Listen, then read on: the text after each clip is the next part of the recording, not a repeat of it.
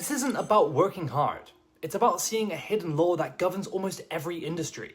When you have nothing, you can't compete with money. You can't compete with brand recognition. The only thing you can compete with is perception.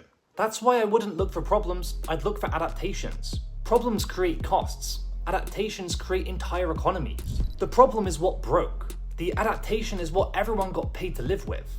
And once enough people get paid to live with a problem, fixing it becomes surprisingly rare. I discovered this firsthand when I found a corporate team caught in that exact cycle. Years ago, I was consulting for a mid-sized firm and looked at their onboarding process. I noticed their compliance team spent up to 20 hours a week manually copying data from onboarding forms into their security database. The managers hated it, the analysts hated it, but nobody questioned it. An entire workflow existed to support a flaw that nobody planned to fix. Instead of fixing it, I used basic automation tools to build a custom validation script that cut that entry process down from days to less than 20 minutes. I didn't need capital or a team, I just dissolved the massive infrastructure of human workarounds they had learned to live with. That single script eventually opened the door to my first six-figure independent automation contract with that client. That's when I realized I had been looking for opportunities in the wrong place. Opportunities don't hide in problems anymore.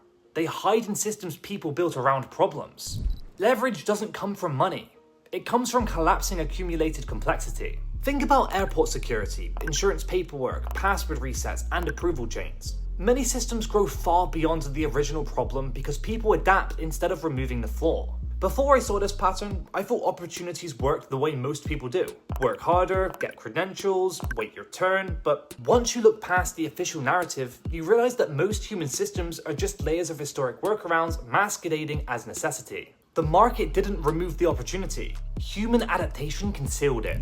Researchers who study complex systems have found that temporary workarounds often become permanent systems that cost more than the original problem. Most people aren't following a blueprint they designed. They're simply maintaining an inherited map. The moment a workaround becomes normal, it stops looking like an adaptation and starts looking like reality. Many of the most profitable flaws aren't eliminated when they become normal.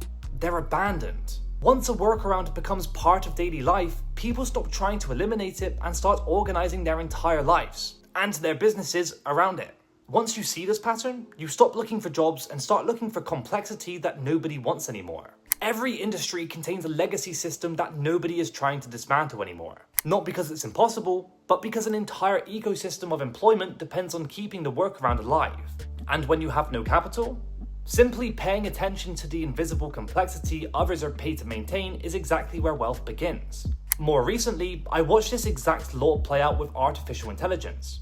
At work, everyone was attempting to use large language models to scale their output, but they had already normalized a broken, chaotic instruction process.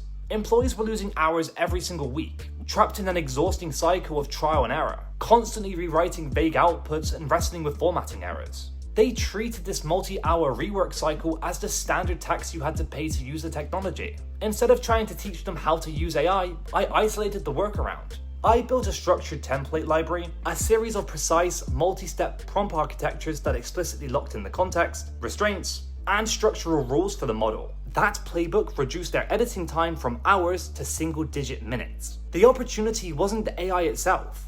The opportunity was collapsing the complex adaptation that everyone had normalized. To break out and rebuild, you have to understand a predictable 5-step cycle that governs almost every industry.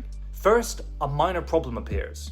Second, instead of trying to fix the root cause, people adapt. Third, those adaptations multiply into official processes. Fourth, invisible complexity grows and economy forms around maintaining it. And fifth, ultimate wealth goes to the person who collapsed that complexity. To force myself to see past my own conditioning and spot these systems, I would run a systematic rule audit built on 4 direct questions. Step 1, spot the adaptation. What workarounds, approvals, spreadsheets, meetings, or routines exist only because nobody fixed the original problem? Step 2, follow the money. Who benefits or keeps making money if this broken way of doing things stays exactly the same? Step 3, look for the cracks. What has recently changed? Whether it's new software, a cultural shift, or a new tool, that proves this old way of doing things is starting to age. Step 4, finds the leverage. What becomes possible and easy to build if conventional wisdom is completely wrong? The key to rebuilding from zero is validating demand before you build. You don't pitch a product, you pitch the collapse of the complexity. Before you build anything, ask the person experiencing the complexity. If I could collapse the workarounds surrounding this process and reduce it from 20 hours to 20 minutes, would you pay for that? If they say yes, you have validated opportunity. You then repeat this diagnostic across different departments, different clients, or different industries until you find a repeatable pattern. Most people assume wealth comes from solving prestigious, extraordinarily complex problems. That is a fundamental understanding of how systems work.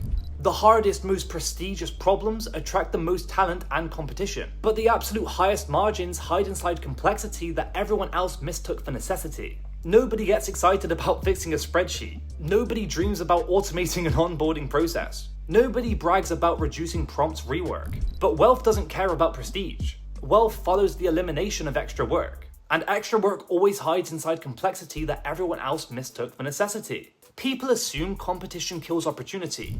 In reality, adaptation hides opportunity first. A market opportunity rarely dies because someone else got there first. It dies because the workaround became normal.